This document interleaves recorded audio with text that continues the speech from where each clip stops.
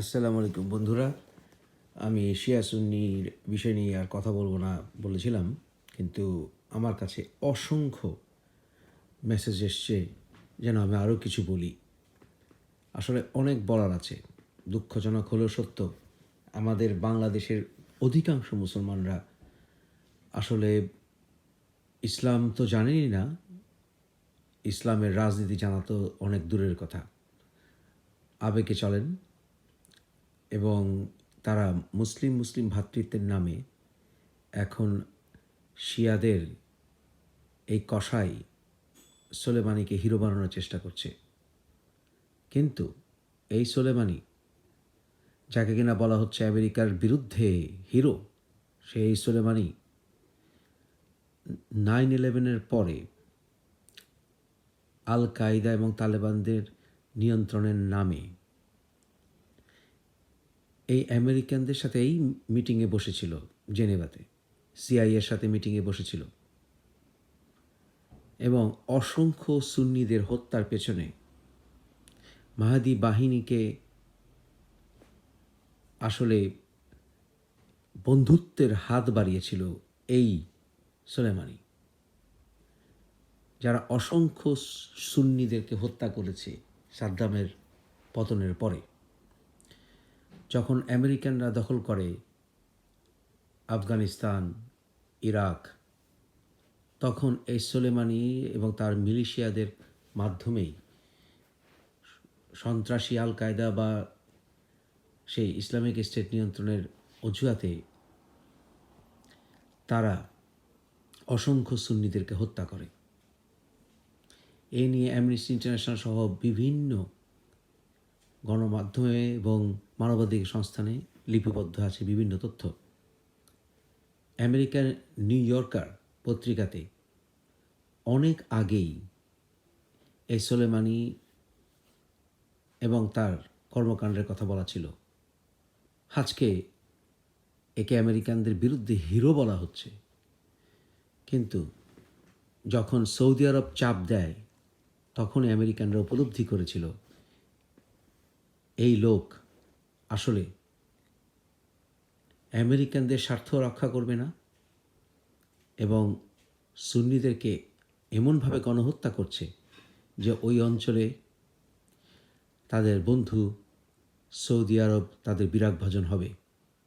এবং সৌদি আরব সেই সময় আমেরিকান এবং অন্যান্যদেরকে সাবধান করে দিয়ে বলেছিল, যদি সুন্নি হত্যা নিয়ন্ত্রণ না হয় তাহলে সুন্নি সংগঠনগুলোকে তারা অস্ত্র দেবে।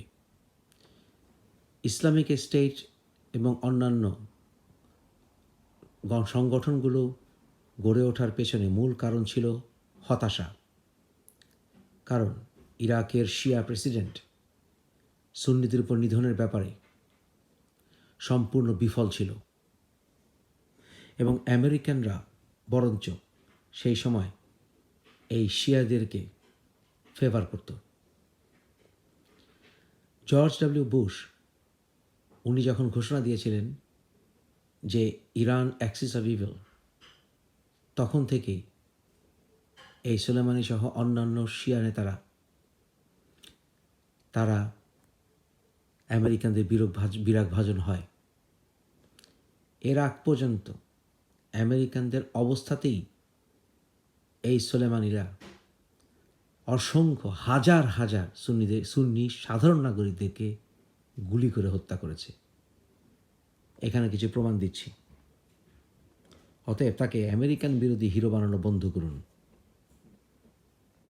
Elections held in Iraq after the fall of Saddam Hussein, not many Sunni Muslims dared to show themselves at polling stations, as Shia Muslims did. That was January 2005. Sunni leaders had called for a boycott, largely aimed at the American forces occupying Iraq. Civil war followed. From 2006 to 2007, each month, some 3,000 Iraqis were killed. When an American withdrawal came in earnest in December 2011, it left a vacuum. Sectarian scores were settled. The increasingly isolated Sunni community radicalized. In Anbar province, where they form the majority, they regularly protest against Nouri al-Maliki, now in his second term as Prime Minister. The Sunnis see him as an American-installed traitor, though they also say he's under the thumb of the Iranians. এই সংবাদে আপনারা দেখবেন যে এখানে বলা হচ্ছে যে সাদ্দাম এর পতনের পরে ইরাকে সুন্নিরা নির্যাতনের মুখে পড়ে। শুনুন।